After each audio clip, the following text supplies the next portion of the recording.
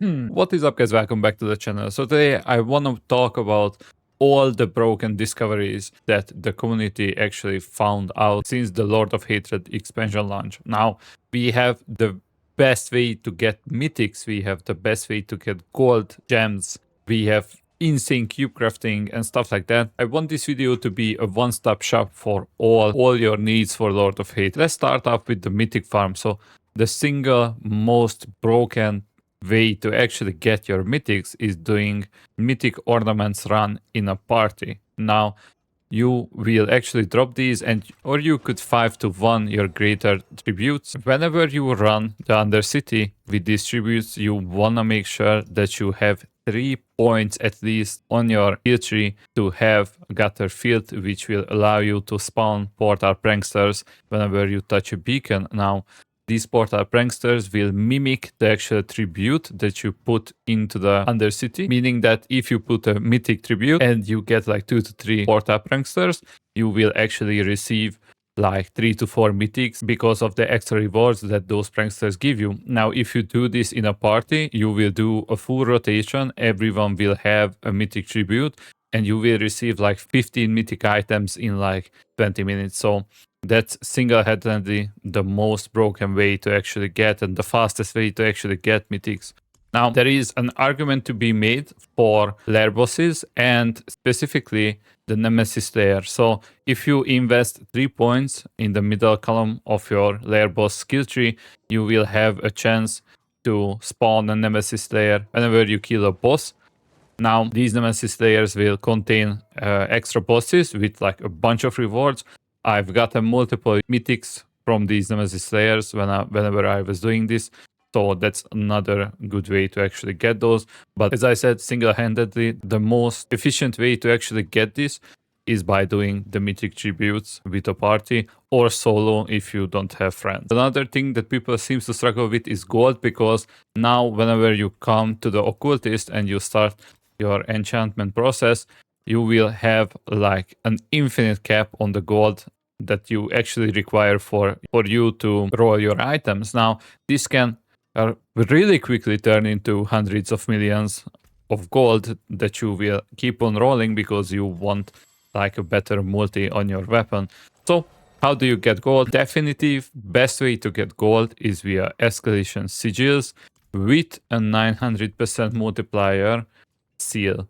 So you can actually 3-1 these seals to have a chance to actually get those. But when you have one of these seals and you use the required set items for this to take effect, you can make upwards of 10 billion gold an hour if you are lucky. So you need 3 points in your Nightmare Dungeon skill tree. You wanna go down to the branching pathways. This will allow you to actually have 2 other sporadic portals whenever you clear one tier in the escalation dungeon. This increases your chance to get the gold reserve FX on your next tier or on the boss drastically. Whenever you hit gold reserve, then that's the jackpot. You will receive like 800 million gold in like 2 minutes, right? You can have a random affix appear on your escalation sigil. This is only applicable for the first tier, but if you have something like this where it says gold reserve, I can already know that if I go in there and clear it, then I will have a bunch of gold in just a few minutes. You preferably want to drop down to Torment 10 because with the seal you cannot use your full set, so it probably bricks most of the builds out there, but on Torment 10 it's rather easy to actually do it. So without a question, that is the most important thing. One little side note on that part, you can actually sell your charms and seals if you wish to. So one legendary seal is 13.3 million gold and one unique charm is like 8 million. Normal charms are like 1.3. So if you have a bunch of legendary seals laying around, then you can actually sell those. But I would rather actually do 3-1s on my seals until I have the gold increase FX on the seal than to actually sell these, but another small addition. Okay, so XP. Now, yesterday I made a video about XP. I'm rather bummed about the changes when it comes to the Paragon XP requirements. They increased the total requirements by like times 4. I'm rather bummed about that. However, you can still get around 1 billion XP per hour if you do Hell Tides. Now, Hell Tides, you really want to have at least 5 points, but preferably 6. So you want to pile down to the left to meet brothers. This will allow you to spawn butchers whenever you have a full rat level. And these butchers will actually drop you profane mine cages. Now, these profane mine cages will increase the level of the overworld by 1, and you can actually use 3 of these at the same time. So you will have +3 to your overworld level. That will increase the drops and the XP that you get. And also, very important, you want to actually get the Hellmount and the Written Rot. Now, this one, the start of the show, Duriel mobs will be split out by the Hellworms. These Duriel mobs will drop you XP orbs, and they will have +1 levels as well. So overall, you will have a +4 level XP globe that these mobs are dropping. And this is currently the single best way to actually get your levels up rather quickly. Now, as I said, they increased the XP requirement by like 4 times. So you are looking at a 70 to 80 hour Helltide grind, which is just absolutely miserable. So yeah, but if you want to go there, then this is the best way to actually do this. Now, the best way to earn materials for your Horadric Cube crafting is again under City with the port-up pranksters, because as I said, generally speaking, port-up pranksters, they mimic the tribute that you put in whenever you start an Undercity run.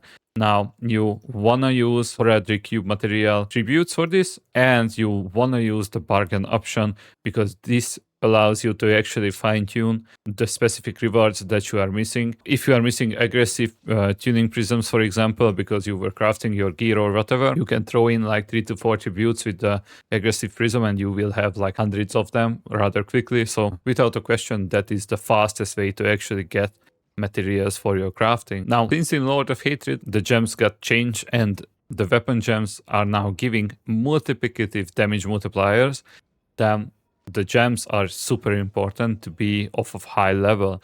Now, the highest level that you can get is actually the Horadric tier, which is giving you, compared to the lower tiers, like 10% more multiplier on one of your weapons. In case of my Barbarian, for example, that would be close to 60% multiplicative damage multiplier that I'm currently missing because I don't have the maxed out gems. So this begs the question, how do you actually get your gems? Now, funnily enough, you can actually farm these gems on Torment 1. You wanna go to the Seer's Reach, you wanna kill the boss.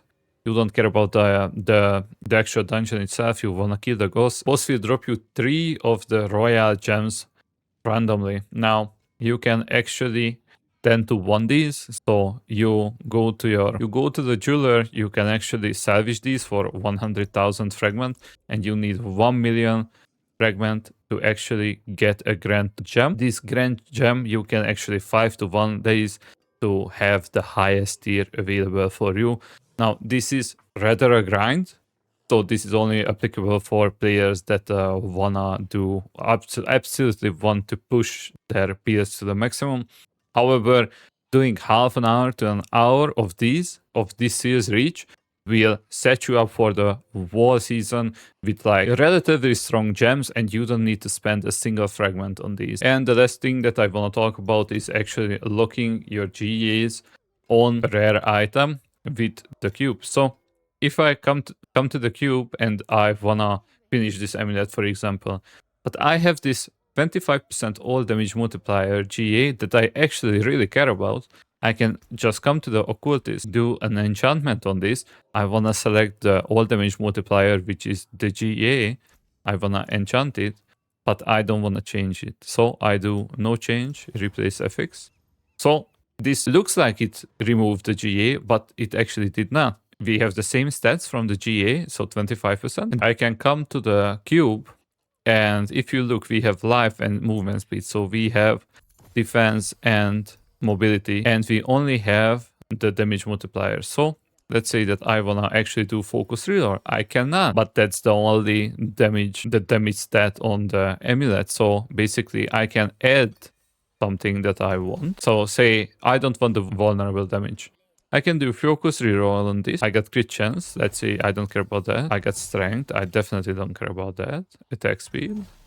And I can do this until I hit my desired stat, no matter how many times I actually do a reroll, because it cannot actually target the enchanted stat on the gear. So this will allow you to actually get something like this. This axe was crafted with the same method.